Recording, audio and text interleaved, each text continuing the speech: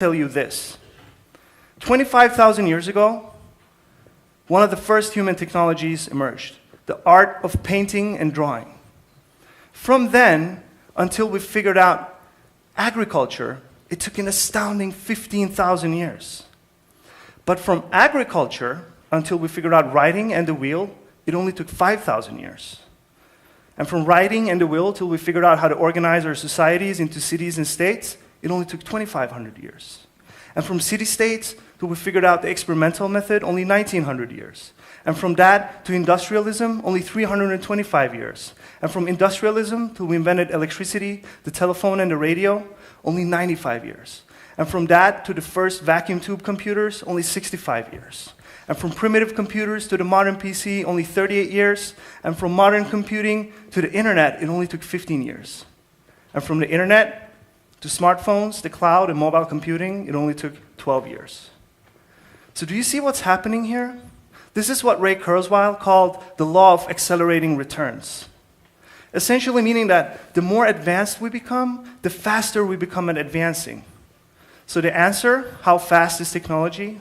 Well, technology is an accelerating force. Today, geekdom and technology is poised for a huge leap forward. And its name, the Internet of Things.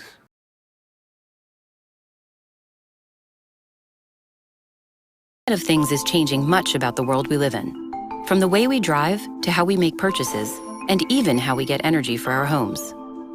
Sophisticated sensors and chips are embedded in the physical things that surround us, each transmitting valuable data that lets us better understand how these things work and work together. 1 in 6 American adults now has a smart speaker, which means that they have a virtual assistant at home. Companies are offering us all kinds of internet-connected devices.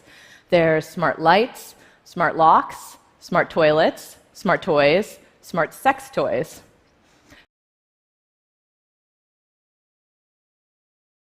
But regardless, the smart things you buy can and probably are used to target and profile you. Just the number of devices you have can be used to predict how rich or poor you are. Facebook's made this tech, and they've also patented it. All the anxiety that you currently feel every time you go online about being tracked is about to move into your living room. Devices Kashmir bought ranged from useful to annoying, but the thing they all had in common was sharing data with the companies that made them. With email service providers and social media, we've long been told that if it's free, you're the product. But with the Internet of Things, it seems, even if you pay, you're still the product. So you really have to ask, who's the true beneficiary of your smart home? You or the company mining you? It's really easy to forget that normal household items are spying on you. If a hacker could snoop on your CCTV, or someone could turn your fridge off from the other side of the world, or even use a stuffed toy cat to order items from Amazon. Welcome to the Hackable Home.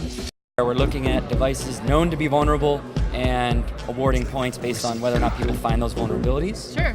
And then the other is a zero-day track, wherein we're looking at devices not known to be vulnerable and trying to find new flaws in them. The platform of IoT Village has published 113 previously unknown security vulnerabilities across 50 different devices and 39 different manufacturers. Thing that we've done several years ago was to build a Faraday cage to sleep inside of so that we could sleep inside of a radio frequency free zone. Close the door.